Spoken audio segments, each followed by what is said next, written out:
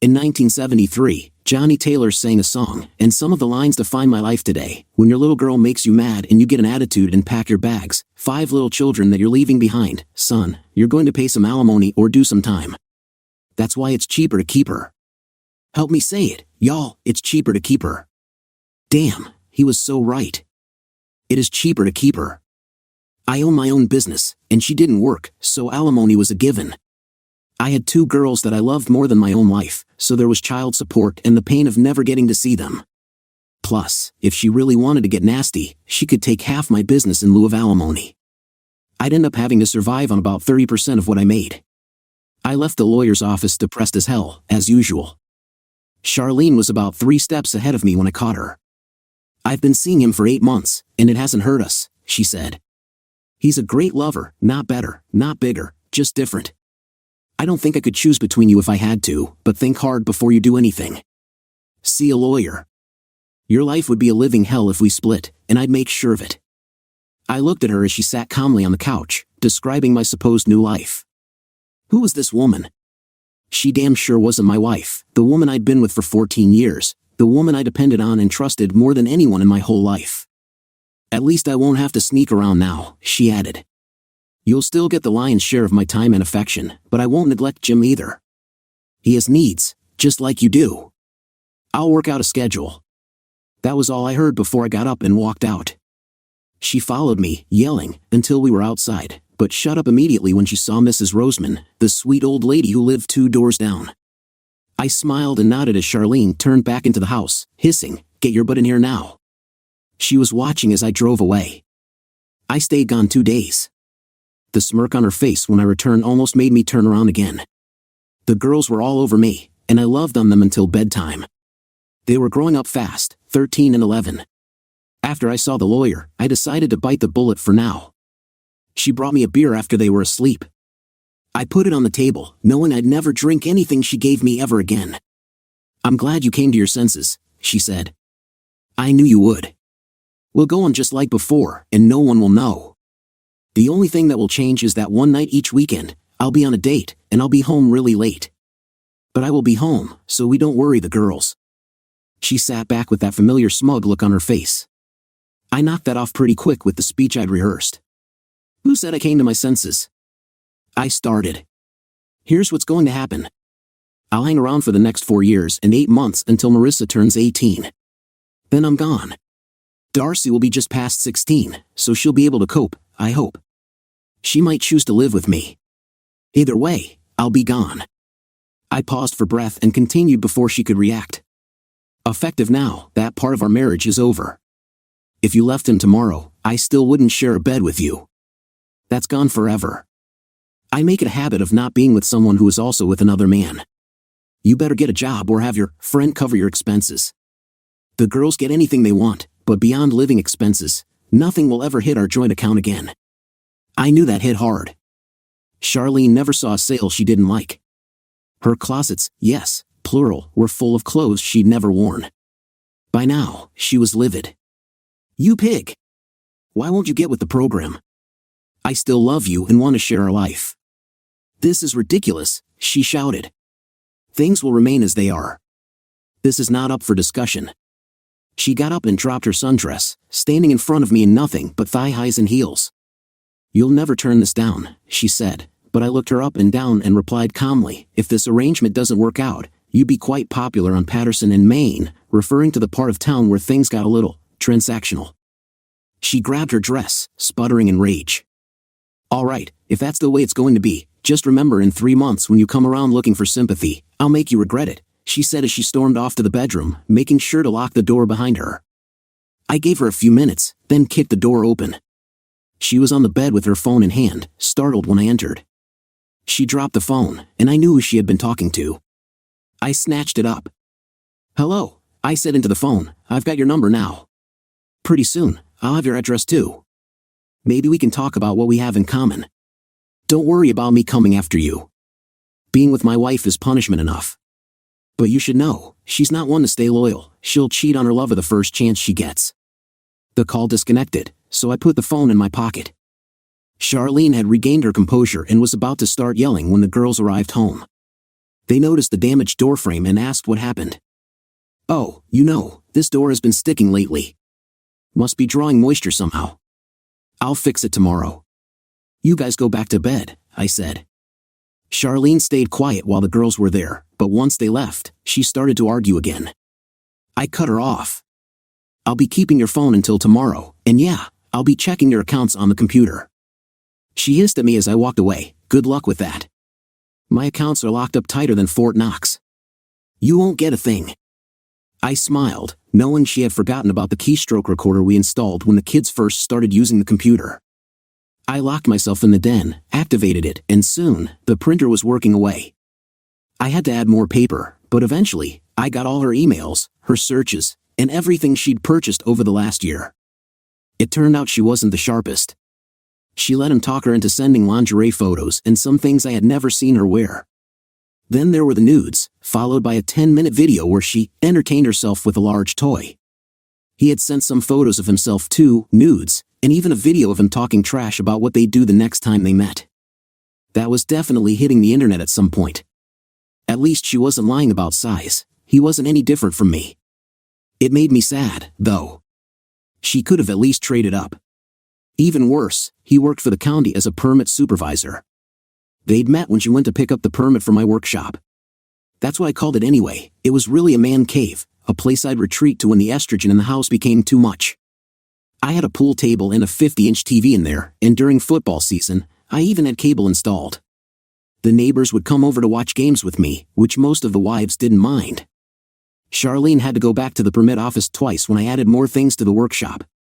That's when the flirting started, then the coffees, the lunches, and eventually, the affair. She didn't seem to resist much. If anything, she was often the one taking the lead. I locked all the printouts away and sent the photos and videos to my office computer, then went to bed, surprisingly sleeping well. The next morning, I put on a cheerful face for the girls and made them breakfast while they chattered about school, boys, and their favorite music. The boy bands all blurred together for me, and I mostly tuned it out. They were too young for anything serious, thank God. Marissa, our 13-year-old, was starting to develop, and boys were noticing. We let her go out with groups of friends, always supervised by a parent, of course. They paired off, but as long as nothing foolish happened, we allowed it. The idea was that by the time she could date for real, she'd have some experience and hopefully avoid making any big mistakes. Darcy, who we called Echo because she always repeated whatever Marissa said, was only 11, so she didn't go on these outings yet. But we made sure she had plenty of opportunities to socialize at sports practice, dance lessons, band, and drama classes. One car or the other was always on the move. The girls were talking about their after-school activities when I dropped the first bombshell. "Sorry, girls, I've taken on some new responsibilities at work, so Mom is going to be your main chauffeur for a while. Since she doesn't work, I'm sure she can handle it." "Right, honey?" If looks could kill, I would have been a smoldering pile of ash. Charlene quickly told the girls they might have to ride with their friends sometimes. Why? What could be so important that you'd leave your kids to bum rides? If you need to do anything, you have all morning, right, girls? I asked. They agreed instantly. Yeah, Carol's mom is kind of creepy, and Jenny's dad stares at us. Please, Mom? Charlene was trapped. She fumed as the girls left for school, realizing I was right. All her rendezvous were scheduled for the afternoon, after all. As soon as they got on the bus, the conversation turned intense. You know, that's the difference between us, he said. It seems like lately all your focus has been on things that aren't very productive. You should start using your head more, especially when it comes to your kids. Before I left, I mentioned, by the way, I had the house wired for sound and video. If you bring him here, it will be online within an hour, consequences be damned. She was still trying to speak when I walked out the door. During lunch, I reviewed the footage and watched her frustration as she searched for the hidden cameras. Good luck with that, as even I didn't know where they were. The installer had advised me not to reveal their locations, suggesting that if I did, I might give them away. I got to listen to some intriguing phone calls, including several with her lover. He was being particularly difficult, complaining about how their afternoons had been disrupted and saying he would cut off the financial support. I checked this morning, and he had canceled all my cards. Our bank balance was down to $280, with a $200 power bill due today via automatic draft. She discussed a backup plan, but he seemed unsure about it. Before we go that route, he said, let's give him a few days to cool off. If we leave now, I'll be in a worse position than him, and we won't gain anything. Despite the situation, she suggested continuing to challenge him, as it seemed to calm her down. However, it appeared that this was not the response she was looking for. So, your solution is to let him take advantage of me in other ways? She questioned. How am I supposed to do that? Just ask him to be more aggressive? Bob has trained me well, so don't worry about any discomfort. The minute I mention it, he would know something was up, and things would really deteriorate. I'm starting to feel that your professed undying love for me is questionable. He protested loudly, I do love you, but let's be practical. If we both leave our spouses, everyone will know why. We'll be broke, and neither of us has a solid job. My situation isn't exactly promising. For now, while we're still in this, we're living comfortably, you're getting everything you want, including me. We need to proceed carefully. I know he's messed up your afternoons, but we could meet for lunch. It won't be ideal, but it will keep us going. She asked, where would we meet? He's cut me off, so I can't afford a motel room, and I'm not keen on meeting at your office. He suggested, let's meet at your house. We can be intimate there and leave the evidence behind for him to see. Although it's not the best plan, it's safer than other options. She hesitated, that's not a good idea. I can't find anything, but he says the house is wired. If we meet here, it might end up online in less than an hour, and I believe him. He replied, we'll need to stop and let him calm down. At least you won't be without if you see your wife in the meantime. After their call ended, she sat there with a confused expression. Perhaps the ideal life she had envisioned was being overshadowed by reality. I knew her well enough to understand that once she made up her mind, she was unlikely to change it. Later, I checked on her and saw she was at the computer, realizing I had locked her out. She screamed, you pig, and went down a list of curse words. I was a bit surprised at her extensive vocabulary. Deciding to have a little fun, I gave her a call. Before she could speak, I started with, hi honey, my voice dripping with sarcasm. Are you having a good day? You can stop fiddling with the computer now. To quote your words, I've got it locked up tighter than Fort Knox. Oh, and another tidbit for you, your phone will be shut off by the end of the day. But don't worry, I've ordered you a new one, it should arrive tomorrow. I hope you like it. That was all she managed to say before I hung up. I heard the rest of her reaction on the surveillance equipment, the cutting-edge stuff my tech-savvy friend installed while she was with her lover. After discovering them, I watched her expression change when I gave her the new top-of-the-line phone that evening. The next day, when she tried to use it, she found it had a child safety feature that worked perfectly for me. The phone was restricted to calling only the kids' schools, my office, my personal cell, our doctors, her mother, my parents, and 911. Any attempt to call a different number caused the phone to shut down for 30 seconds before resetting. As soon as she tried to call her lover, after the phone reset, I called her. Hi honey. I guess by now you've figured out that the phone only works for preset numbers. It's tough without a phone and computer to contact your partner. I'd say I'm sorry, but unlike you, I don't make a habit of lying. Now that your days and afternoons are free, here's a suggestion, get a job. You'll need it. I'll buy anything the kids need, but you're on your own otherwise. Maybe you'll finally wear some of those clothes that still have the tags on them. I hung up before she could respond. When I got home, the atmosphere was frosty. I got home and found she was barely able to keep herself composed around the girls. Once they were asleep, we went into the basement, where she broke down and vented her frustration. I decided to change my approach and listen as she got emotional, pleading with me to understand that her affair was just a temporary fling. She promised that it would end soon and that she still loved me, urging me to come to bed with her to prove her love. I surprised her when I laughed. I'd looked up cheating excuses online and found a book titled The Cheater's Guide. It included various strategies for dealing with a spouse who discovers an affair, including minimizing the impact and promising to return to the marriage. I told her, say I accept your proposal. What's in it for me? I'd still have to pay the bills and handle everything a married person does, but now I'd have to share you. As a businessman, it doesn't sound like a good deal to me. You get the option of seeing someone else, and I'm left waiting. That's not acceptable. I continued, since you've declared an open marriage, I'll be looking elsewhere. There's a sales rep who comes by once a month. She's quite attractive and very fit. I'm considering asking her to lunch next week. I'll explain our situation and see if she's interested. I've been available for 16 years, but that wasn't enough for you. She seemed taken aback. Why would you need anyone else when I'm available? She asked. I replied, you didn't think twice about finding someone else, did you?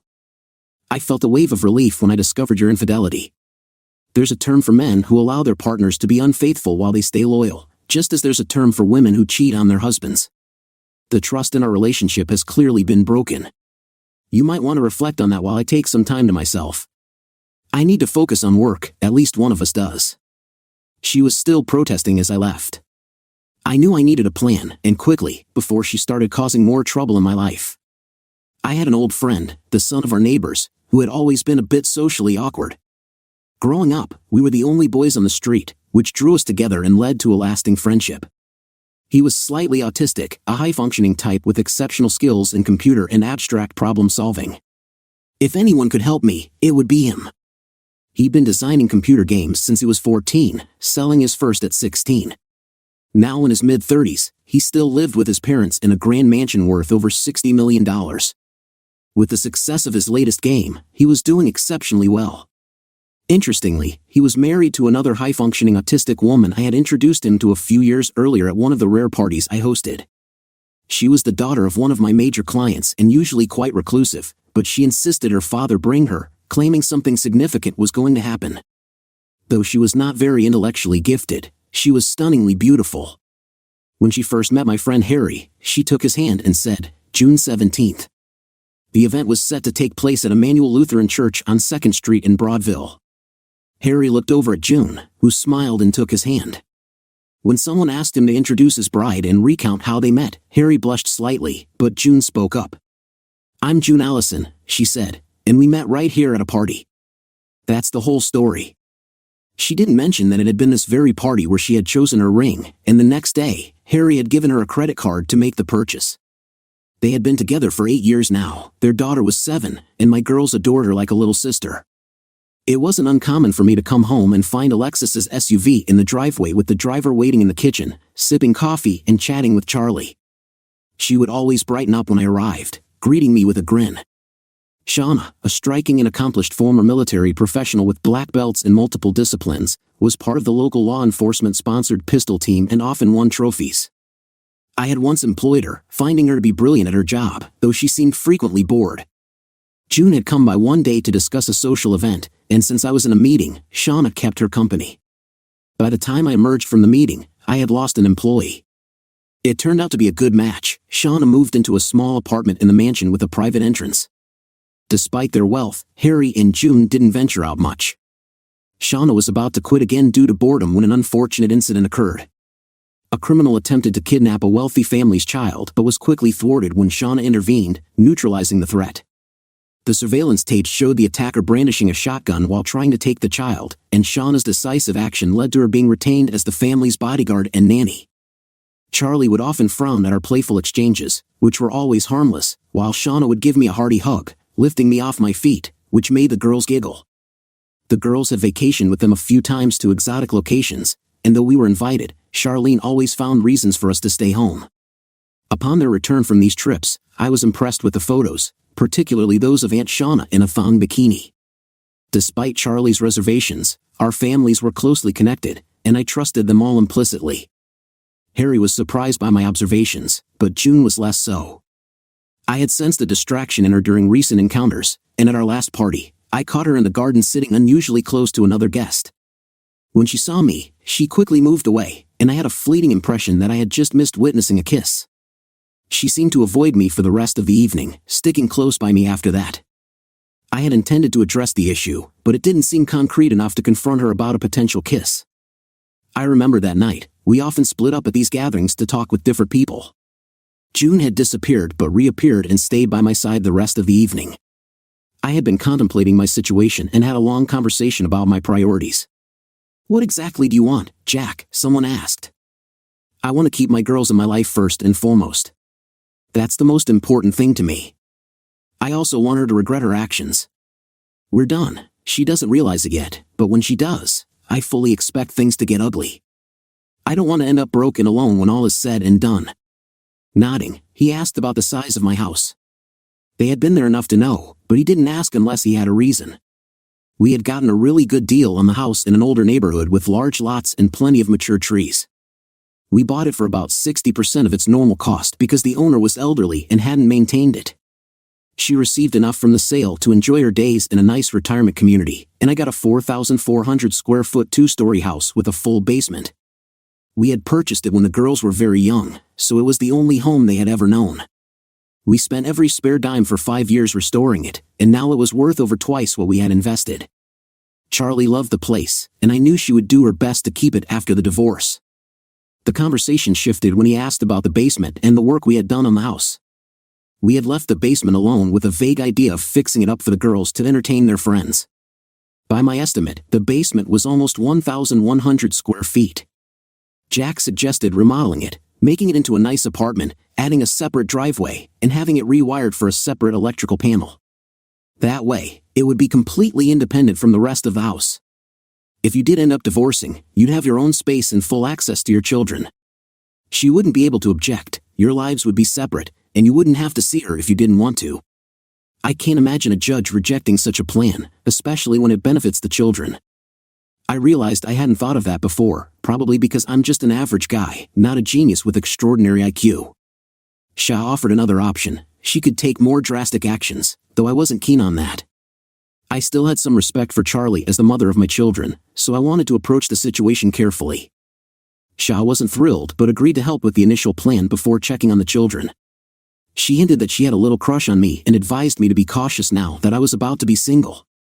I was surprised by this revelation. I had always liked Shah but had no idea she felt that way. It was relatively straightforward to manage the house since it was in my name alone, a necessity since I was the sole earner when we bought it. I consulted several contractors and architects before finding a plan I liked best. Following my lawyer's advice, I eased up on Charlie a bit, giving her an allowance, not unlimited, but enough to go out to lunch with friends and do a little shopping. I also took her Mercedes in for some work, installing a GPS and anti-theft system. With it, I could remotely shut down the engine from my phone or computer. I noticed her lunches were running long and decided to investigate. She would have lunch with her friends and then visit a friend's house for a while. Using the GPS, I monitored her next lunch outing and, when she started heading towards her lover's house, I shut the car down remotely. She called me in a panic, saying the car had stopped and wouldn't start. "I'm stuck, where are you?" She had to tell me she was all the way across town from our home. "What in the world are you doing there?" "I was going to drop by Beverly's. We went shopping the other day, and I left a bag in her car." "Isn't Beverly at work?" "Yes, but she left the bag in the garage." I enjoyed the moment. "Try the car again, Charlie. I bet it starts right up." She did, and it did. However, she got about 5 blocks before it stopped again. When she called back, I told her the best thing she could do was try to get back home. She didn't understand immediately but started for home. When the car cut off twice more, she began to get the idea. I recorded her frustration, including her telling Marissa to leave the room when she tried to calm her down. The look of hurt in her child's eyes was heartbreaking, but the damage had already been done. Things were a bit tense between them afterward. When she asked about the basement, I told her it was finally time to fix it up for the girls, as they would soon need their own space. She interpreted this as me accepting her lifestyle. Charlie used some of her allowance to buy a burner phone, which I found and had bugged. It seemed there was trouble in their plans. Apparently, they had made arrangements to leave their spouses and settle down in my house, with me covering most of the expenses. My actions had disrupted their plans. "Maybe we should call the whole thing off, at least for a while," she said.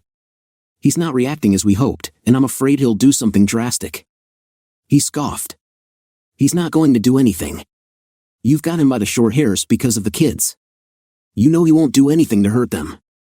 She sighed. "Maybe not them, but we're fair game. I've seen him at work, he can be quite ruthless when he needs to be. He's made my life very difficult, but he hasn't done anything drastic yet. You're a whole different matter. You have a very public job working for the county. An affair with the wife of a prominent local businessman would make great news. You'd be out of a job before the ink dried, and then where would we be? How would you explain it to your wife? Or have you told her yet that you're leaving her for another woman?" There was a long silence, and her tone had a definite edge when she spoke again. "I'm starting to think you've got more to lose than my husband." Man up and tell her before my husband does. Just because he hasn't acted against you yet doesn't mean he won't. He'll analyze every detail and hit you where it hurts most. You better be ready because it's coming. I don't want to see you for at least a month. We both need to think, and I need to repair as much of my relationship with my husband as I can. If we split up, I want him to be as forgiving as possible. I'm not going to push him too hard. He'll be fair, especially concerning the girls. I'm serious, a month, and I'll call you when I'm ready to talk. Well, they just handed me a month to finalize my plans, I thought. I decided to use the time wisely. The first thing I did was set up a meeting with the chairman of the county commission. He and my father had a long-standing business relationship. Although they weren't friends, their professional ties were solid, and he assumed the meeting was related to my business. He agreed to meet me for dinner at an upscale steakhouse out of town. I made sure he had a good meal and a few drinks before I got down to business. I'm thinking about moving my business. Fred, Hanover County has a lot of empty buildings that would fit my needs, and they're offering some attractive tax incentives. Fred's expression changed immediately. The idea of losing 89 jobs to another county was not appealing, especially since we had recently announced an expansion requiring another 30 or so workers. It would look bad, particularly in an election year. Why would you do that? The county has always had a good relationship with you. I'm not asking for any special concessions, Fred. The real issue is that the property I want has to be rezoned, and I anticipate difficulties with the permits. Fred seemed puzzled. The rezoning notices have gone up, and there haven't been any objections, so it should be a straightforward process. What makes you think there will be trouble with the permits? Because your permits and zoning manager is involved with my wife, and he knows I know. Fred looked visibly deflated. The scandal would be messy, and it would affect all departments in the county. Our local newspaper had an investigative reporter with a reputation for digging deep, like a bloodhound on a fresh trail. Fred stared down at his meal, now weighing heavily on him. You sure about this? I have video and audio evidence, including a scene with him on camera at his office, which shows unprofessional behavior on county time and property. What do you want? Well, his job on a silver platter would be nice. But aside from that, nothing at the moment. I do have some remodeling plans for my home that I need approved, if possible, without him knowing. I'll look into it. I'm sure there's some seminar or training the county can send him to. 3 days should be enough. That would be helpful, Fred. I'll wait until after the elections, but then I plan to take further action. I trust that will give you enough time to address the situation. We parted ways, knowing our professional relationship had changed permanently. From now on, Fred would likely dread any request for a meeting. Another relationship damaged due to the complications with Charlie. There was indeed a seminar, and I had the contractor push the paperwork through under his name. Work began the following day.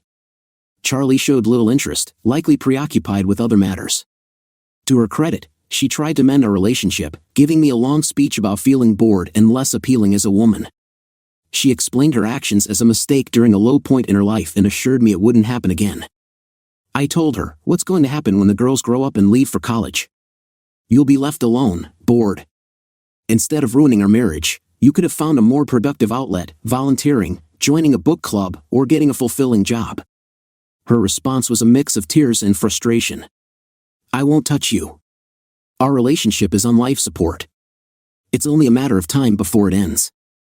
For the next few weeks, she made an effort to be a model wife and mother. We went out as a family and even took a long weekend trip to Disney, which the girls and Charlie enjoyed, though I hated it. The only tension arose at night. I had arranged the bedroom with 2 queen-size beds to make it clear we wouldn't be sharing. Despite her efforts to rekindle our intimacy, I remained distant, even pushing her away one night when I woke to find her next to me. Charlie hinted strongly at divorce, so I served her with legal separation papers. Knowing the confrontation would be tough, I took the girls out of school early and took them to the park. They weren't babies anymore and sensed something was wrong, but didn't know which parent was at fault. I gently explained that their mother and I were having problems and that I would be moving out. They burst into tears, hugging me and begging me to stay.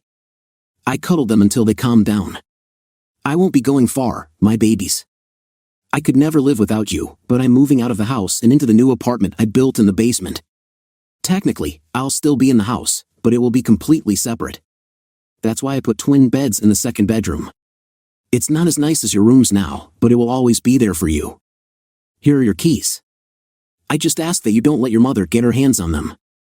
They smothered me with kisses, happy that I would still be close by, but they were still sad about the separation. I cheered them up a bit by promising them a shopping spree on Saturday to decorate their new room however they liked. When we got home, I sent the girls into the basement to check out their new room and see what it needed. When Charlie met me at the door, shouting at the top of her lungs, I knew I had made the right decision. Her outburst was so loud that the neighbors called the police. On my lawyer's advice, I stayed out of the house, even though it was wired for security. I showed the police officer my copy of the separation papers when she asked about the argument. I made it clear that while the separation was legal, it stemmed from Charlie's actions, not mine. Yes, I have evidence, including video and photos of unprofessional behavior in the office. If you need proof, I can provide it, I said. Charlie looked angry and defensive. So what? That doesn't mean he has the right to leave me and our children. The officer asked to see the house. I led her around, unlocking the privacy fence I had installed. Charlie wanted to come, but the officer asked her to stay outside for a moment. I showed the officer the apartment, and she seemed impressed. However, when we opened the door to the girls' room and found them huddled together on the bed, crying quietly, it was a heart-wrenching sight. I spent a few moments comforting them. "Mom's just having a tough day," I said. "I'm sure she's calmed down by now, right, officer?" The officer nodded solemnly but smiled at the girls. "Your father is right. She's much calmer now. Your dad and I are going to talk to her some more to make sure everything's okay." The officer and I stepped outside to talk. "It must be tough for you right now, but you've done the right thing for your girls," she said. "Always put the children first. If my first husband had been half the man you are, I wouldn't still have such strong feelings about him." Charlie was calmer when we returned, assuring the officer she wouldn't have any more outbursts. She claimed that she loved me so much and that this was tearing her heart apart. "Put the welfare of the children first," the officer advised. "How you handle this will influence the way they see both of you for the rest of their lives. And remember, it's just a separation, not a divorce yet. You'll need a lawyer for any court-related questions." Charlie waved goodbye to the officer as she drove off and then turned on me. "Living room, now," she hissed before stomping into the house. I used the opportunity to lock the gate behind me and went inside, securing the upper door with 2 deadbolts and 3 safety latches. The lower door was similarly fortified, chosen for its soundproofing qualities. Charlie could scream as much as she wanted, and we wouldn't hear it. The girls stayed with me until bedtime. I assured them that Mom was fine and would calm down soon. Once they were asleep, I called Charlie. "Shut up and listen. The girls are coming through the front door in a few seconds. How you act around them now will determine your relationship with them later. So, do what I did, think of them first." I hung up, and the girls didn't call, so it must have been a quiet night. Charlie did get a lawyer and maxed out the credit card I left her, arranging an emergency hearing with a judge. The judge, a woman in her late 40s with weary eyes from dealing with family disputes, listened carefully. "Mr. Sears, why did you file separation papers?" "Your Honor, my wife has been involved with another man for at least 9 months, by her own admission. When I found out, she made it clear she had no intention of ending the affair and expected me to accept it. I could maybe have accepted this if it were just us, but we have 2 daughters, ages 11 and 13, and I didn't want to expose them to this lifestyle at their young age. If my wife disputes this, I can provide video and audio proof, all legally obtained." The judge looked at Charlie, who hung her head, and then turned back to me with a slight smile. "I hear you've moved out of the home. How far away would you estimate you were from your daughters?" "About 6 steps, ma'am. I remodeled our basement into a separate apartment. It's completely independent from the rest of the house. I have no reason to go into the main house except by invitation, and my wife has the same restrictions, invitation only." The judge turned to Charlie. "It seems you need to make some decisions here, Mrs. Sears. If you really want to keep your marriage, you need to reflect on your recent choices. If this were a divorce action, I would recommend counseling. However, it's just a trial separation. You may end up back together when it expires, so I see no reason or legal basis to rescind it. The separation papers are filed and in order. At the end of the 90 days, you can renew it, drop it, or file for divorce. I wish you both the best of luck." We were ushered out of the chambers and found ourselves in the parking lot. "You're really angry, aren't you?" Charlie asked. "What a question." "I am, though not as much as I was. What I feel most now is sadness. I always thought the only way we'd ever be apart was when one of us passed away. Now I know that won't happen. My anger wants me to say I wasted my years with you, but we have the girls, so it wasn't a waste. I was in the car before she could respond. I looked in the rearview mirror as I pulled out of the lot, seeing her in her car, weeping violently. In the past, I would have been comforting her, telling her that whatever happened, we would always be there for each other. Now, I just sighed and turned right. For the next 3 weeks, we coexisted, her upstairs, me downstairs. Charlie was upset when the girls refused to let her into my apartment, trying to pressure them, but they held firm. One day, I knocked on her door. She seemed surprised to see me, as I hadn't spoken to her since the court hearing. Before she could speak, I gave her instructions. Follow me. The girls have been learning to cook on the gas grill and made us dinner. Come on, and don't mess this up for them. She followed meekly. The girls, in oversized aprons and chef hats, hugged her and led her to our picnic table where we had a meal of herbed roast chicken, grilled veggies, corn on the cob, and tomato salad. They even had dessert, a cheesecake they made from a mix. Charlie, to her credit, said nothing negative, complimented the girls on their culinary skills, and helped clear the dishes. After dinner, I showed her around the apartment, including their room. Marissa had started sleeping downstairs most of the time, while Echo stayed upstairs except on weekends. I knew the apartment was smaller than what they were used to, so I gave them limited access to the man cave. They had hooked up a gaming system to the big TV and occasionally had friends over for sleepovers. It was mostly girls, but sometimes boys would join, and a mother or two would stay until the boys left. Sometimes it was Charlie, most nights it was pizza, but occasionally the girls would grill under my watchful eye, serving burgers and hot dogs, and sometimes chicken or pork. With summer approaching and school nearly out, I bought an enormous above-ground pool, which made the girls more popular than ever. Most parents knew about our living arrangements but didn't comment. Some of the moms hinted around, and one outright told me she would be open to exploring a relationship if I was ever available. I thanked them graciously and promised to keep them in mind if I became unattached. This angered Charlie, especially when these interactions happened in front of her. She chastised me one night after the kids and parents left.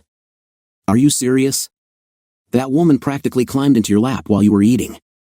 Do you know how embarrassing that was for me? Not really. Do you think it was as embarrassing as finding out your spouse was involved with someone else and that all her friends knew about it and even helped cover for her? If it is, I can empathize. Besides, we were sitting at a crowded picnic table with the kids right there with us. I also told you from the start that I wasn't planning on being celibate. I didn't realize she had 3 tattoos, one of which is definitely provocative. Good thing it's only visible when she's in less clothing, I said. Charlie's reaction to this was clear. Allison, a big flirt, had joined her daughter and several other mothers and 2 fathers for a swim party the girls had hosted. There was a wardrobe malfunction that exposed more of her than she intended, and she retied her top, blushing deeply, while the husbands and I grinned.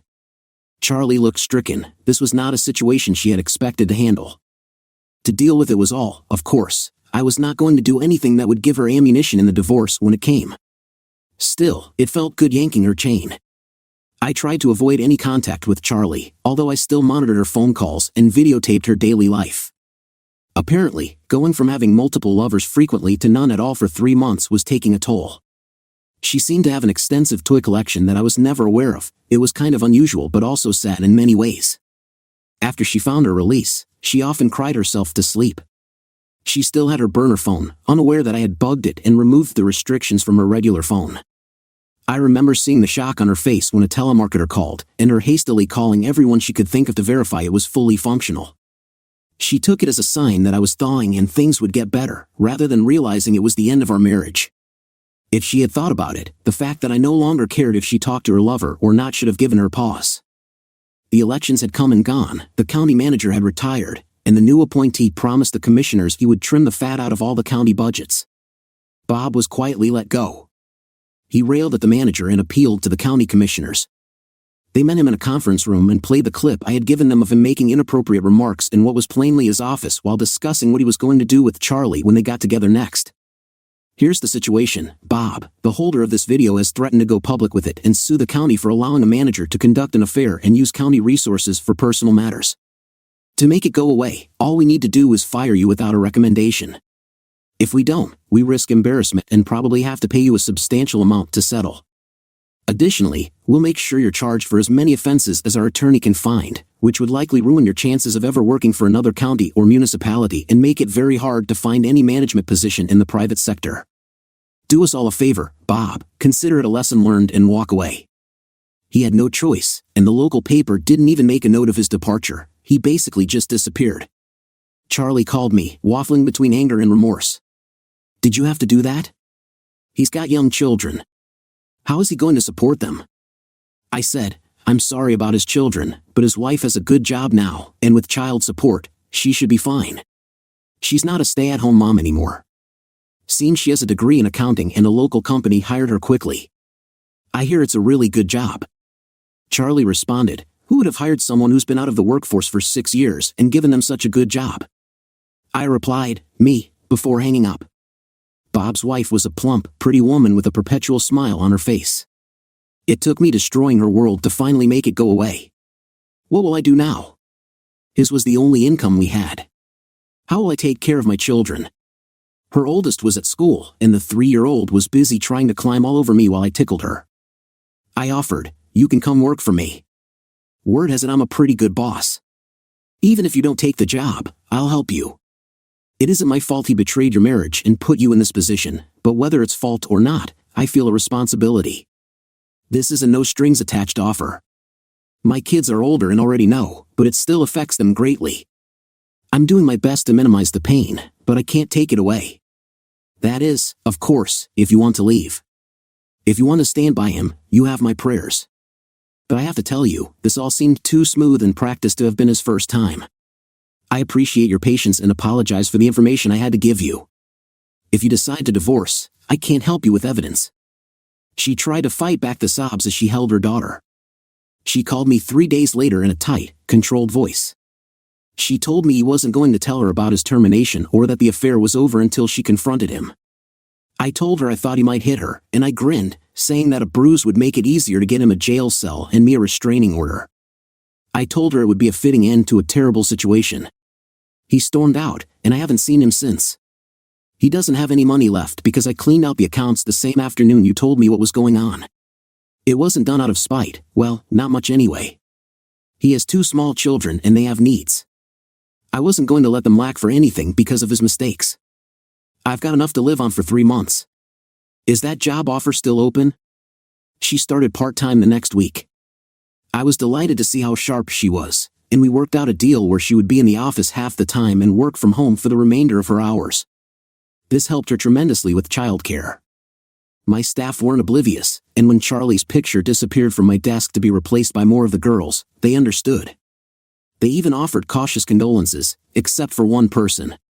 Misty, who despised Charlie because she believed Charlie was trying to come onto me and had caused a scene at a company party, left in tears. I confronted Charlie the next morning, giving her a severe talking to after she sobered up. Reflecting on it, I realized it was right around the time she started her affair with Bob.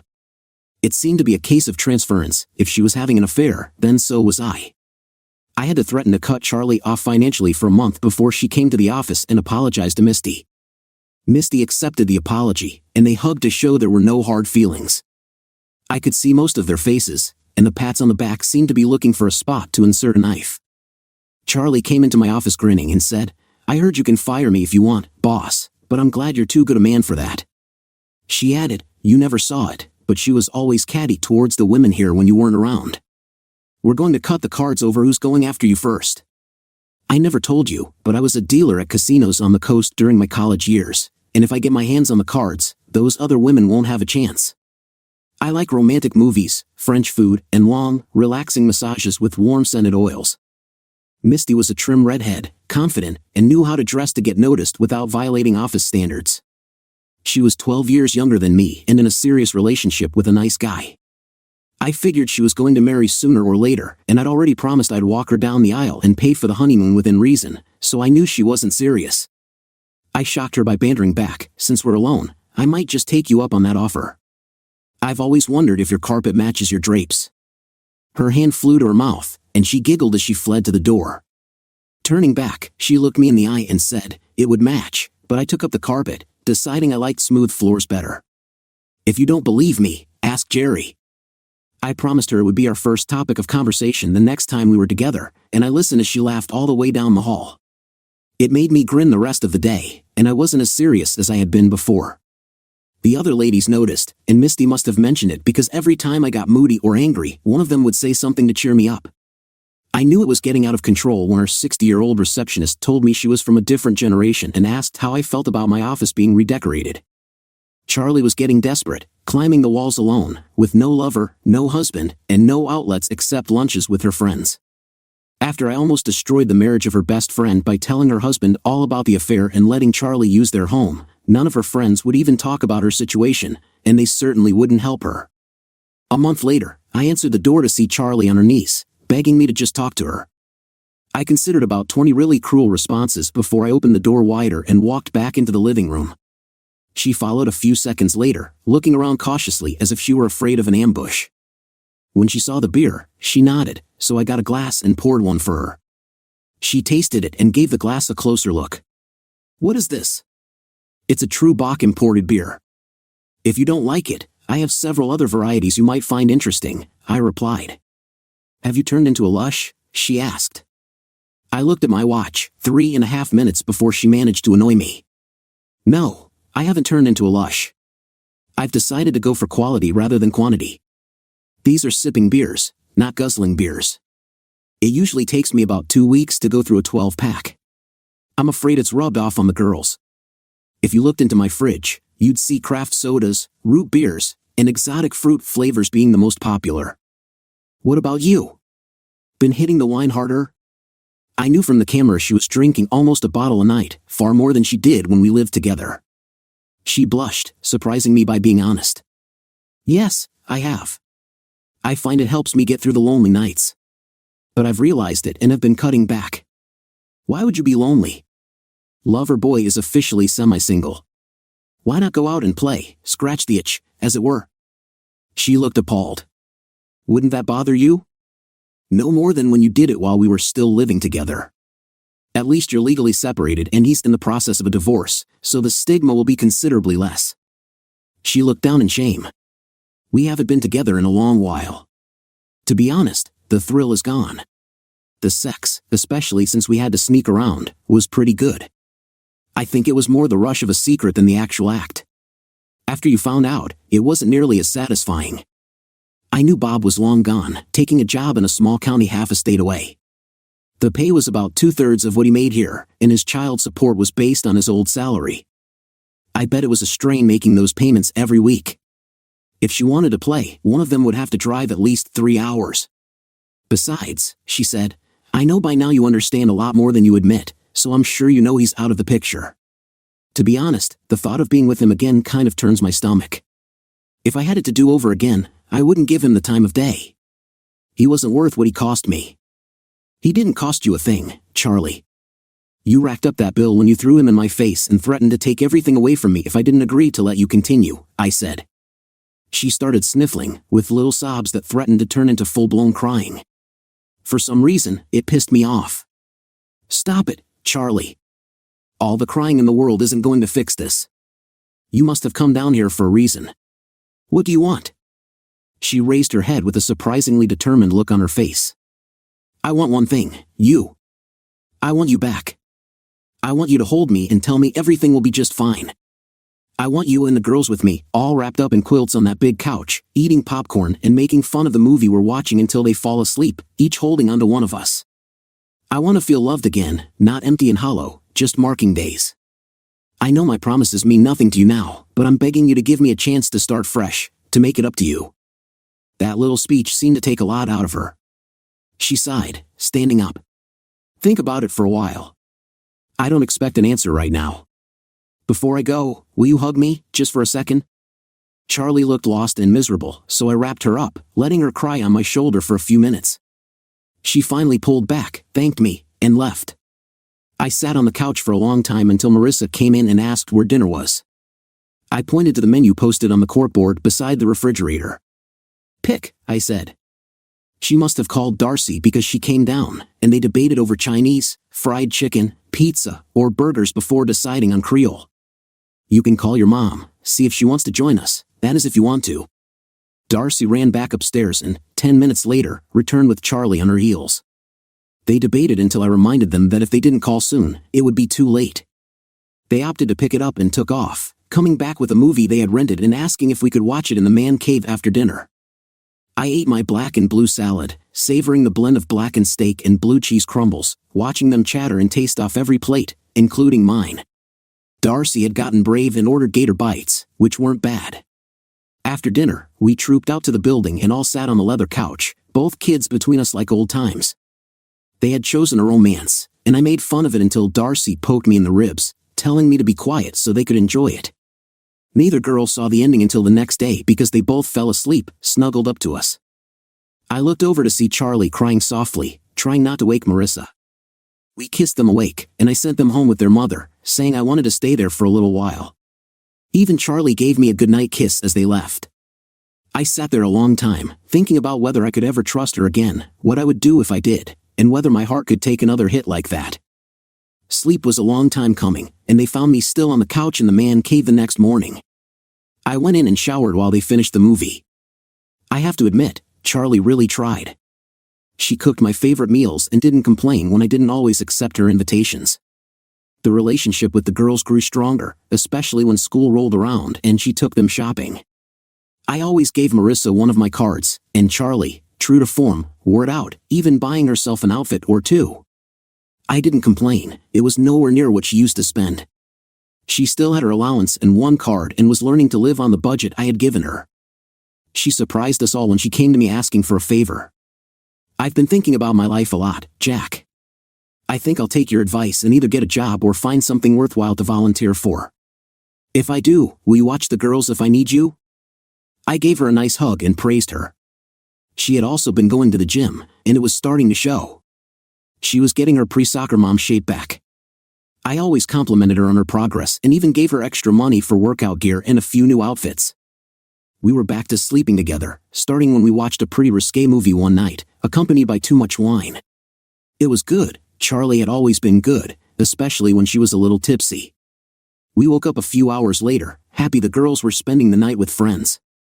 We enjoyed each other's company fully. I woke to her being very attentive, and she refused to stop until I was completely satisfied. It was surprising since she used to dislike that, but then again, she used to avoid other men as well. I couldn't help but voice my insecurities, and she turned bright red. I still don't know how I feel about this. This is the first time, and I did it as a thank you for last night and the fact that we've been getting along better, she said. I felt like a jerk and apologized, thanking her for her gift.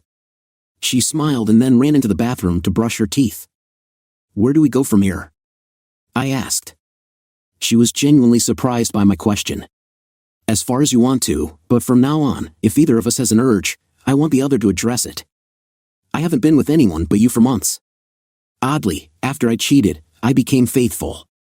The thought of another man touching me turns my stomach. I believed her, mostly because I had access to her movements almost constantly. If she was fooling around, she was doing a damn good job of hiding it. 2 months went by, and we shared a bed about once a week, each sneaking to the other's house after the kids were down. I'm sure the girls knew they weren't babies anymore and they spent the night with one or the other instead of both, usually at the other house. Charlie got a volunteer position with one of the major charities, helping prepare events from fun runs to formal balls and dinners. The first 2 or 3 months, it was mostly daytime activities on weekends. Sometimes one girl or the other would go with her, and sometimes both. I went along a few times, which seemed to please her. As cooler weather came, they moved to more indoor venues, with events held mostly at night. I attended a few, admiring her new form in the gowns I had bought her, watching her get approached by others and shooting them down, often pointing me out. It was fun, and I did network a little, but it took too much out of me to do it regularly and still run my company, so I cut down to about 1 out of 3. Charlie acted disappointed until I asked her how she would like it if I got her up early, dragged her to work, and she still had to go to her job with very little sleep. She usually had breakfast with us the next day, showing us pictures on her phone of all the beautiful people. I didn't think much about it, opting to trust her because I believed she had learned her lesson. The video cameras were still in place, but I had stopped checking them weeks ago. We were slowly working our way back to each other. I had mostly gotten past what she had done, believing she was truly sorry and knowing the consequences if she slipped again. But pride doesn't go before a fall, complacency does. June called me one day asking me to bring the kids over for the weekend, me included if I wanted. Charlie had a 2-day event, so we kissed her goodbye, wished her luck with the project, and even invited her to come to their mansion and spend the night. She opted out, saying she would be too tired to drive the 35 extra miles. She told us to have a good time, kissed us all goodbye, and waved until we were out of sight. Harry and June met us at the door. The girls squealed and hurried away to get into bathing suits and hit the new pool. We weren't worried because we knew Shauna would watch them until we got there. I finally got settled in, changed, and headed for the pool. June commented on how much my girls had grown. Marissa is going to be a beautiful woman, Jack, and when Darcy matures, she'll be a living doll. I looked at the girls with new eyes, noticing how they had grown up. Now I need to buy a shotgun. The adult women there were something you couldn't ignore. June liked to be nude at home, which took Harry's parents a little time to get used to. For the sake of the girls, she had on a conservative bikini, while Shauna wore an almost invisible bottom, only noticeable because of the contrasting white stripes molding into her body. I couldn't help but stare. I asked June why Shauna seemed cool toward me. You're pretty much an idiot when it comes to women, Jack. You know that, right? Shauna is upset because she sent you all kinds of signals when the troubles with Charlie started, and you never responded. I know with your old-fashioned sense of honor, you wouldn't even touch another woman until you were divorced, but she doesn't understand why you didn't just cut Charlie loose. If I had, I would have been as bad as Charlie. Besides, I was doing everything with the kids in mind, and I couldn't afford any hint of scandal if I went for full custody.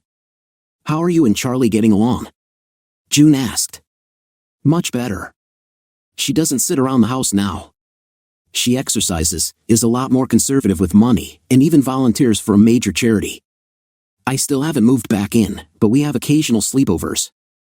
I have high hopes for the future. Harry sighed and June wouldn't look me in the eyes. We need to talk, Jack, after the girls are down for the night. That ruined my mood for the rest of the evening. The girls didn't notice my quietness and rushed off after dinner to see a movie in the 32-seat media room. Shauna was watching them, making sure they got to bed. With a quick kiss, they were off. We went into the bar, a room set up like an old-time Western saloon. Harry got us a couple of beers and June a glass of the wine she favored. I tasted the wine, expecting something exceptional for $600 a bottle, but to me, it tasted the same as a $20 bottle. We sat sipping, knowing better than to rush them. They would get to what they wanted to say in their own time. June finally started. You know we contribute heavily to several charities, right? Especially since we can write most of it off. We'd much rather give it to an organization that might actually better the world than let the government waste it. Charlie has hit us up a few times in her new position, and we always send a nice check. I suddenly knew I wasn't going to like where this was going. We sometimes go to the events held for these charities, sort of as a show of support. Their reasoning is that if we support it publicly, it may influence others. About a month ago, we attended a black tie dinner, $1,000 a plate, all proceeds going to the charity. Charlie was there behind the scenes coordinating everything. She was busy, and we didn't get a chance to speak. I don't think she even realized we were there.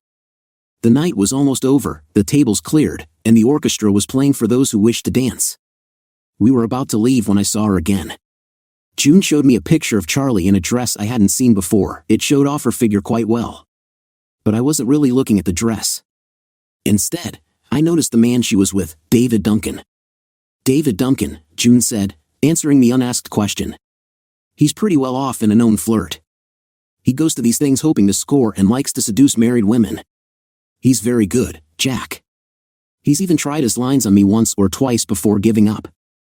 I used the facilities and went back to Harry, showing him the picture. We blended into the scenery, which wasn't hard in a crowd of 500.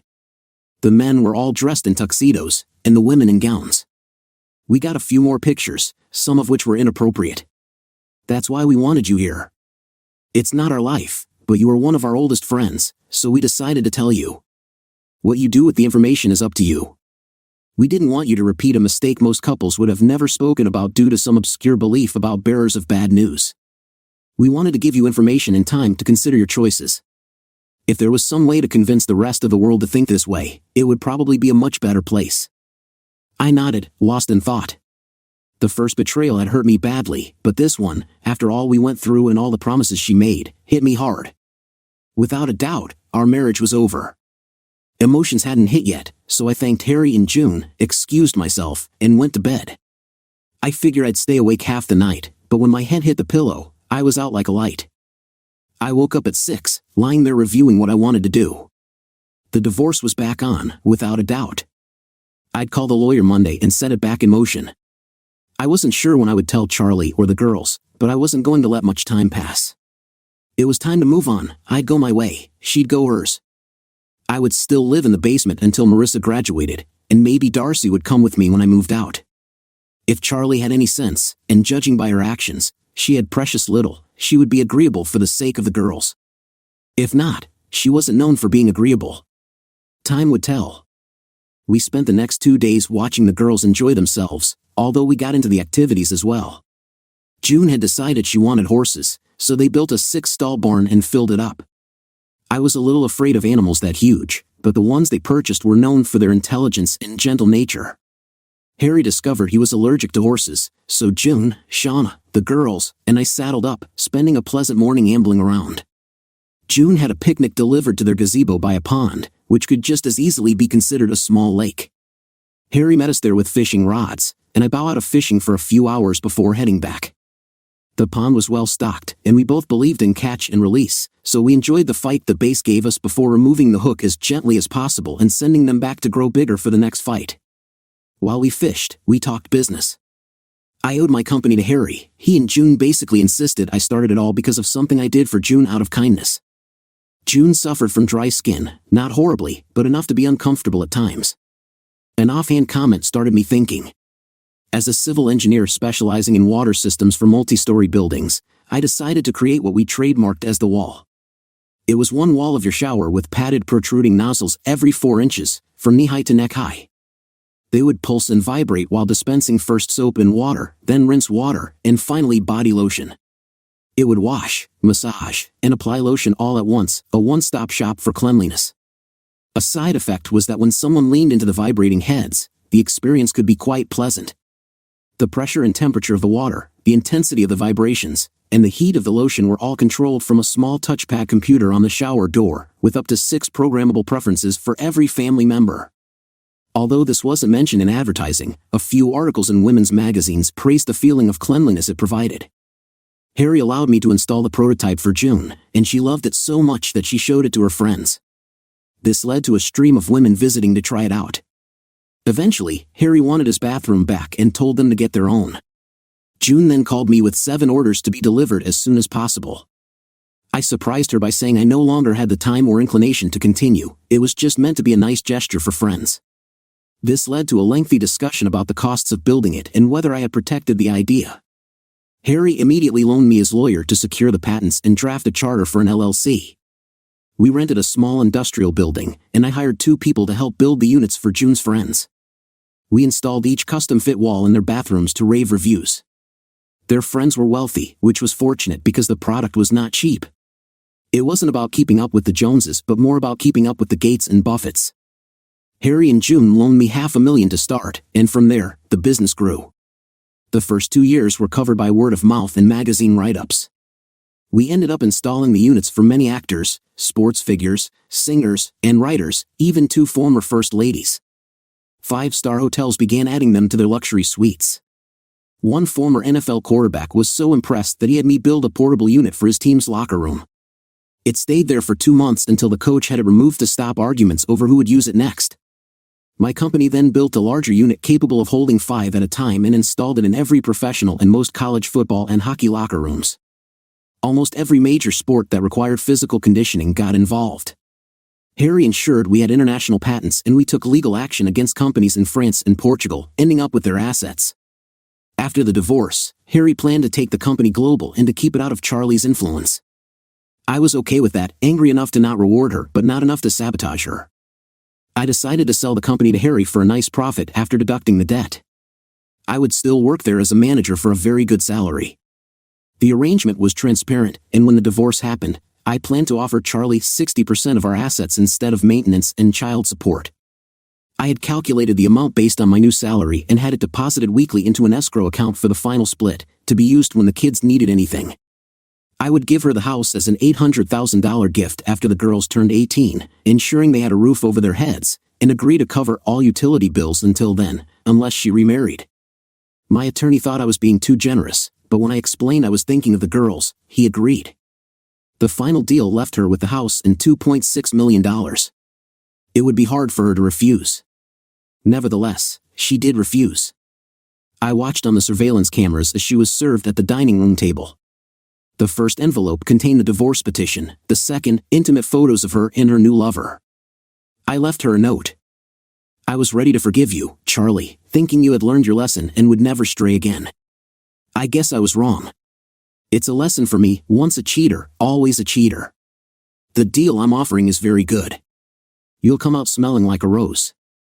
Just sign the papers, and we'll both move on with our lives. There's no need to fight for custody, we'll share it jointly until they reach adulthood. I'll continue living in the apartment until Marissa is 18, and Darcy can decide where she wants to live when she's 16. Please read the paperwork and take it to a lawyer of your choice. Don't be foolish, it won't do you any good and will only cost you money. You may want to hang on to, and good luck with any future relationships you pursue. Just don't use me as a reference. I've sent the same photos to my lawyer, who has also shared them with his wife. Be careful, this is an alienation of affection state, and a good lawyer could easily take most of your post-divorce settlement. Let's hope she's not that sharp. Charlie begged and pleaded, but it was to no avail. Please, Charlie, don't recite chapter and verse of excuses from the cheater's handbook. You wanted someone else, and you got him. I refuse to be your fallback plan. It's over. Let's not make this hard on the girls, sign the papers. In a few more years, when the kids are old enough, I'll be gone, and we'll just need to see each other for weddings and baptisms. Charlie cried and then got angry. Her lawyer was sharp and advised her to accept the offer. She explained that the lawyer was one of the best and that continuing to fight might result in a worse outcome for Charlie, especially with evidence of her infidelity. You cheated twice, and we have documentation of both incidents. This is a no-fault state, but he could pursue adultery if you push it, which might leave you with much less and still require you to pay him. Take the deal.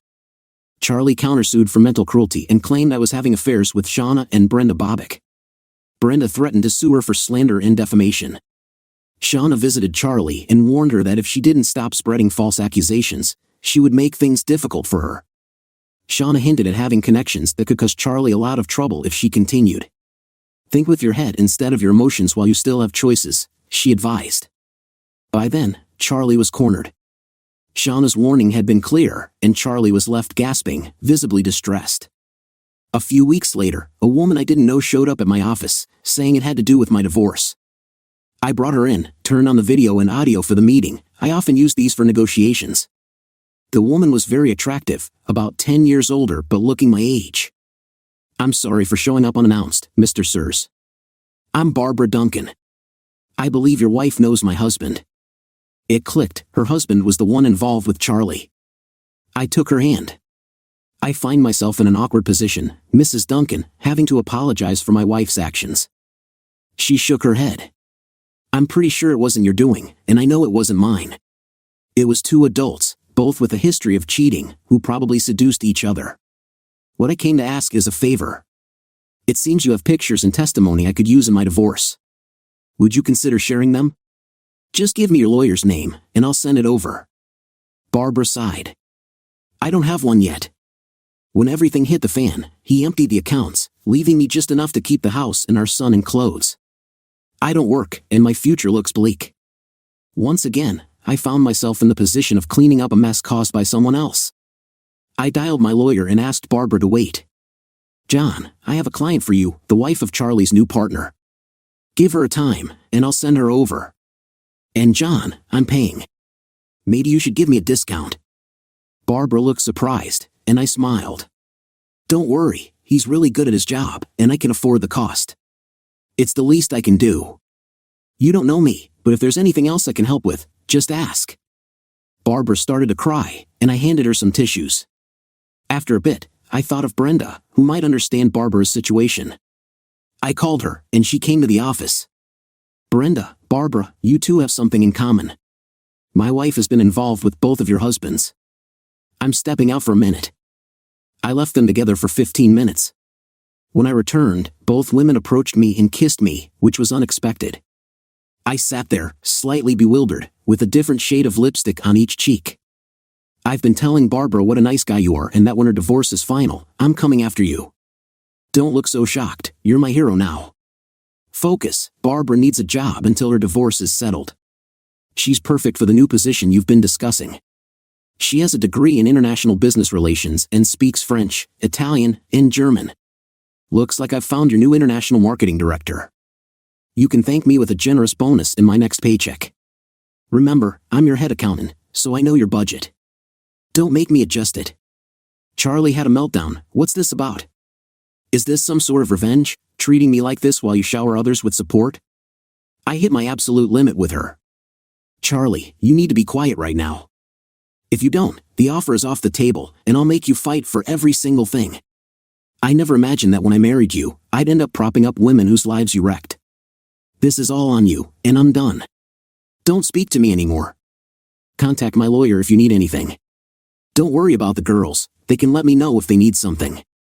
She was crying again, but I probably talked right over her. You can be sure of this, the divorce is going through, and before the ink dries, I'll be looking for someone else.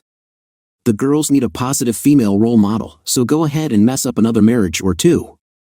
Send the women to me after you're done, and I'll do my best to help them rebuild their lives.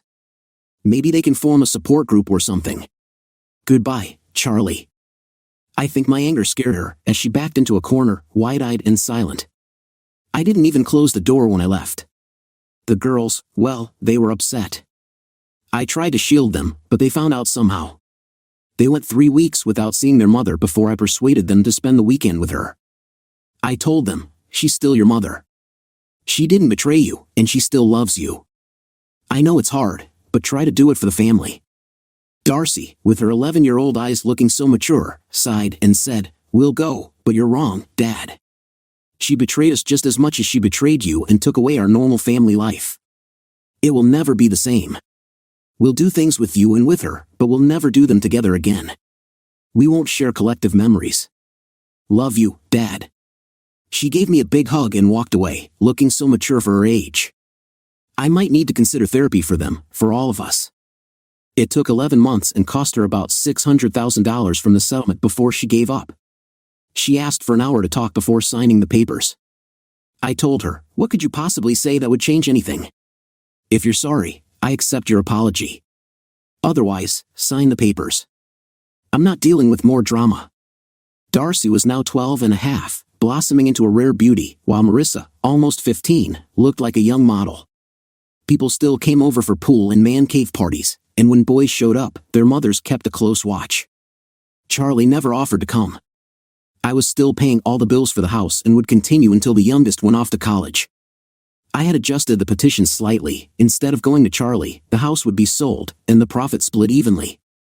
Charlie would still have enough to live comfortably if she managed her money wisely. As soon as the divorce papers were signed, Brenda came after me.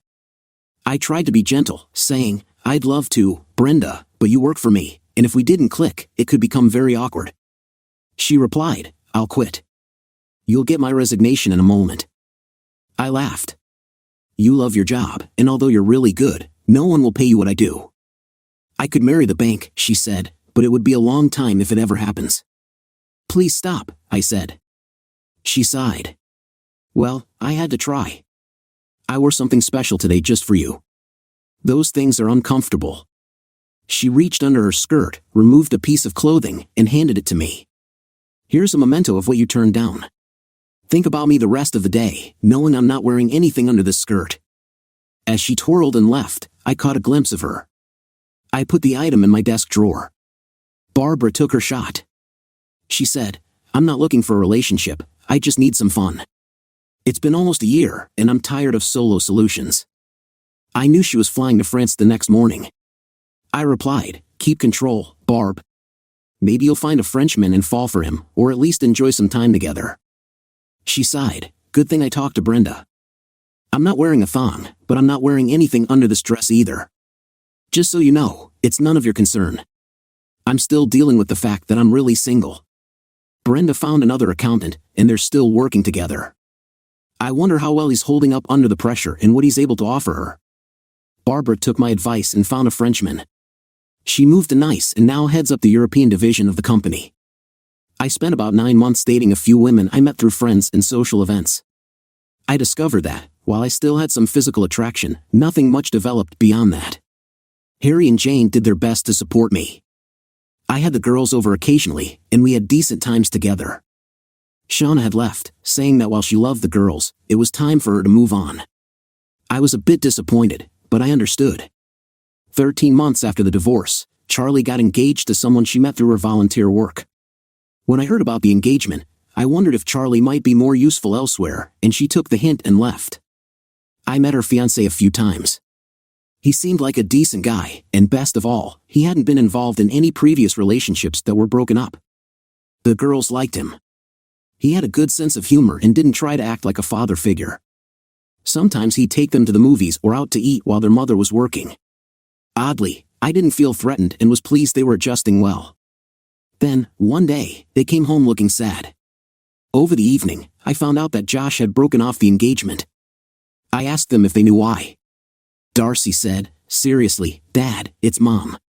What do you think happened? I had become comfortable enough with Charlie that I could interact with her without feeling revulsion, but I didn't encourage contact. I had removed all the surveillance equipment because it wasn't my business anymore. Still, I was tempted to turn it back on when Josh appeared. I wondered if Charlie was still behaving the same way she did when we were together. Thankfully, I never acted on that temptation. 17 months after the divorce, I came home to find an old friend sitting on my couch. Shauna had come into town and stopped by to see the girls. Marissa was 16, and I had bought her a car for her milestone birthday. She had chosen a 4-wheel drive Jeep, which was a lot safer than many other cars teens typically want. Shauna and the girls were popular at school, and it made sense for them to have a vehicle that could handle their activities. Darcy came bouncing up to me, excited. "Dad, guess what? Shauna wants to take us camping, and Star's going with us. Can we go?" I was surprised. Darcy was usually quite girly, and I couldn't picture her sleeping on the ground or getting dirty. Shauna was grinning when she said, "You can come along. I'll probably need help. Darcy can bring 2 friends, Marissa can bring 2, and Star can bring 2. Managing 9 girls from 10 to 16 might be more than I can handle." I said, "I doubt there's anything you can't handle. You'll have them organized like a well-oiled machine. Come with us, Daddy. We'll need someone to carry things and cook meals. You don't expect us to do everything, do you? We'll be on vacation." Marissa smirked and said, "I'm detecting a conspiracy here." "All right, I'll make plans. I have some free time coming up, so it might be good to use it. Are you bringing that white bikini, Shauna?" Shauna, the warrior, actually blushed. "Not this trip. I'll probably keep it more appropriate since it's a group of young girls. I don't want them to see anything inappropriate." I blushed a bit myself. "Okay, I'll try not to be inappropriate around my daughters." They giggled, and I went off to order pizza while they planned their camping gear on Darcy's laptop. I had a feeling this trip was going to cost me a lot. Shauna visited every 2 or 3 days leading up to the trip to check on their purchases and make sure they were prepared. She made them practice setting up and taking down the tents until they could do it with their eyes closed. Star was often with her, showing she had inherited both her parents' intelligence and her mother's looks. I hadn't talked to Charlie in a couple of months. She had several men over, sending the girls to me for the nights she had dates.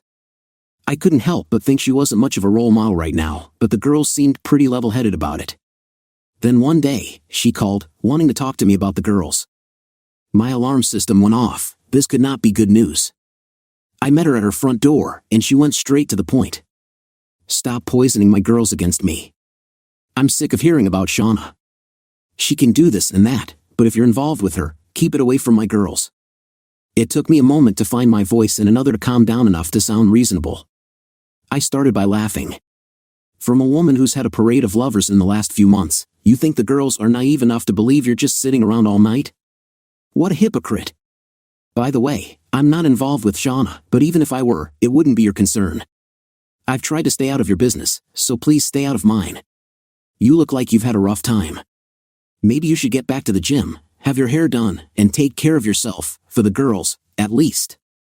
I left her shocked and in tears, just as Shauna drove up. I surprised her by giving her a passionate kiss. At first, she was taken aback, But then she responded, and before I knew it, we were caught up in the moment.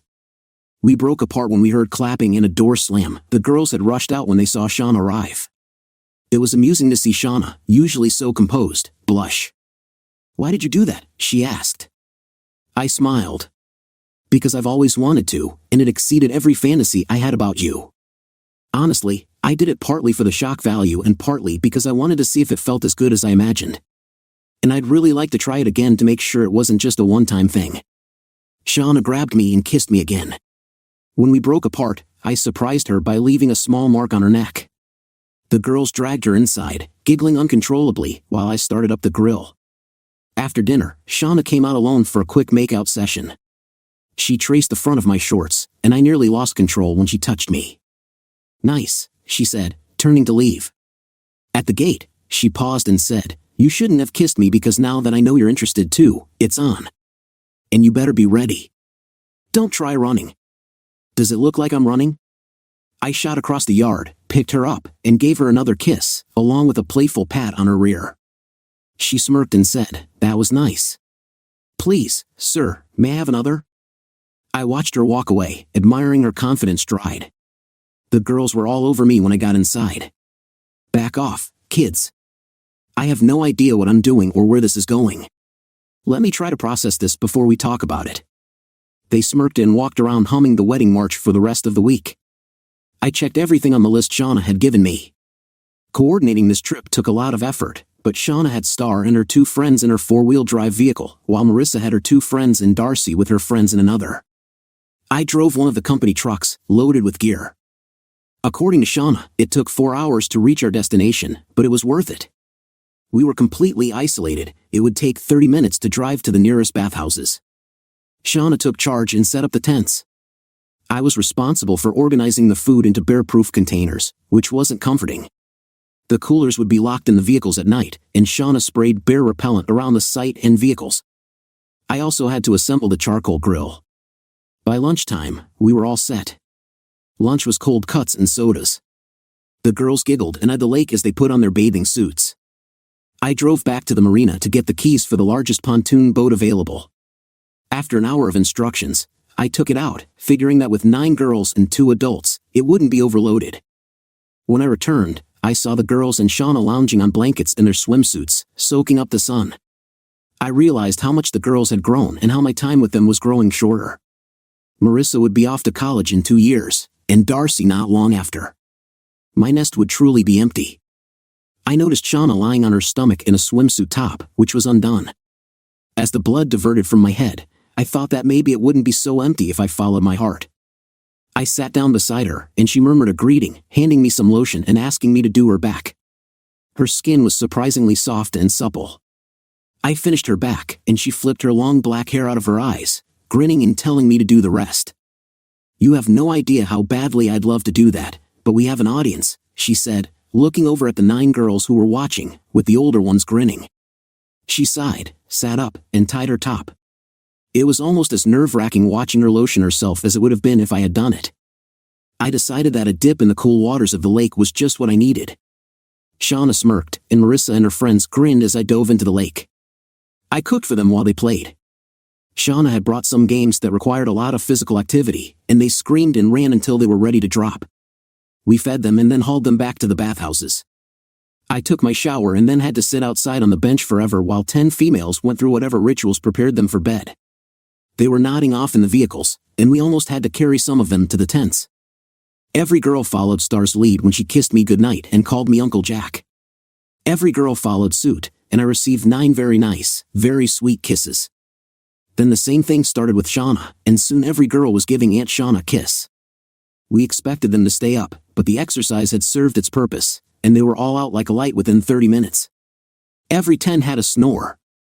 Shauna and I walked down to the lake with a couple of chairs and sat in the moonlight, enjoying the quiet. I had slipped a couple of bottles of wine into one of the coolers, and we shared a bottle, drinking out of plastic cups. Shauna must have had a pretty tiring day because she nodded off after half of the second cup was down. She was a solid chunk of muscle, and there was no way I would be able to carry her. I shook her gently, but she didn't respond. I leaned over to speak into her ear without waking the girls, but the opportunity was too tempting, so I nibbled her neck, planting gentle kisses down to her shoulder blades exposed in her short little sundress. She moaned slightly and shifted, turning her head to kiss me slowly, gently savoring the moment. She finally pulled back, smiling and stroking my cheek. "You can wake me up like that anytime you want, honey. Now help me up, we need to hit the rack. Those girls will have us up at the crack of dawn." She held out her hand, and we walked back to the tent. I stopped outside, suddenly realizing there was only one tent. Shauna saw me hesitate and tugged gently. "It's just for sleep, Jack. I'm pretty vocal when I get started, and I have no intention of damaging 9 young minds. Now come on." I was even more surprised to see a double-height queen-size air mattress with 2 sleeping bags opened and zipped together. "I sleep on the left side," she said as she turned out the lantern. I heard a rustling sound and realized it was her dress hitting the floor. She had on a tiny pair of white bikini panties and nothing else. She slid in and threw the cover back. "You coming?" I didn't even hesitate, dropping my shorts and sliding in beside her in my boxers. She gave me a quick kiss, turned over, and spooned to me, dragging my arm over her tummy. She snuggled until she was comfortable and was out instantly. It took me a while because I had to work the iron bar in my boxers into melting, but eventually, sleep found me. I woke up to giggling, still spooned to her. Shauna was arching back into me while keeping my hand firmly where it was. Giggling, she reached down and gently grabbed my morning wood. If we were alone, I'd have ways to manage that situation, but with young girls around, I had to handle it on my own. I hurried up because I could hear stomachs rumbling. Breakfast needed to be prepared. A few minutes later, I stumbled out, and Darcy showed me the primitive bathroom just behind the tree line that I hadn't known about. It was basic but adequate, and Shauna had the foresight to bring a large container of water and sanitizing soap. I was pretty good on the grill, but Shauna took over breakfast, delegating tasks to the older girls. Soon, the sound of sausages frying filled the air while I chopped peppers, onions, and ham for omelets. Shauna brought out the largest cast-iron frying pan I had ever seen, heated oil, and made the best pancakes I had ever tasted, using buckwheat flour and fresh blueberries. We enjoyed a hearty breakfast, and then Shauna had everyone help clean up, washing dishes, picking up trash, and packing away utensils and food until it looked like we'd never been there. Shauna then pulled out a couple of fishing rods and walked down to the lake with every girl in tow, teaching each of them how to fish. There were plenty of small bream in the cove, so everyone caught something. Endless pictures were taken, and the girls made it clear that we would be visiting a store like Academy or Dick's very soon. We relaxed until nearly lunch, and then drove back to the marina. Shauna had them wear sneakers and cover their swimsuits with shorts and tees. They thought it was because we were taking them to lunch at the marina restaurant. Oddly enough, the place featured Italian cuisine, with plates of spaghetti, ravioli, huge meatballs, and other assorted dishes. The little girls could really pack it away. We then had them walk down to the piers to admire the boats. There were a lot of squeals when they realized the big one was for them, and they excitedly boarded, although there was some moaning when Shauna made them put on life vests. "We have a student driver," she said, grinning at me. "Best not to take any chances." We cruised around slowly until everyone got comfortable. The jackets and clothes came off, and it was wall-to-wall swimsuits. The older girls received a lot of attention from passing boats, and when one guy shouted something inappropriate, I thought Shauna was going to overreact. "Relax, honey," she said. "I was a hormonal teen once, and you were too, a lot more recently than I was. They're just having fun. If they come too close again, though, they're all yours." She then walked to the aft deck, and after hearing some loud whoops across the lake, she came back, adjusting her top with a grin. I stayed quiet. We anchored in a cove and I uncovered the boat's best feature, a sliding board that shot you out into the water. A little pump kept water on the board to make it easier. Soon, they were going off 2 by 2, screaming as they went airborne. One little girl hesitated and it turned out she couldn't swim. The others, showing a lot of maturity for their age, offered to stop for her. Shauna saved the day by bringing her a life vest. She climbed the ladder with her, and they slid down together. I'm not sure who was screaming more, Shauna or Vicky. The cove was shallow with a nice little beach. We bumped the shore, tied off, and gathered firewood while the girls roasted wieners and marshmallows, sipping on sodas. Shauna had a quiet conversation with Vicky off to the side. A few minutes later, I looked up to see Vicky dog paddling by me. Shauna and I sat on the boat later, feet dangling over the side. I reached over and gave her a soft kiss on the cheek. "What was that for?" she asked. "For helping Vicky." "You're going to be a great mom," I replied. Tears sprang to her eyes as she dove off the boat, swimming out into the cove. When she came back, we helped clean up our mess, make sure the fire was out, and then slowly motored back to the dock. "Did I do something to hurt your feelings?" I asked.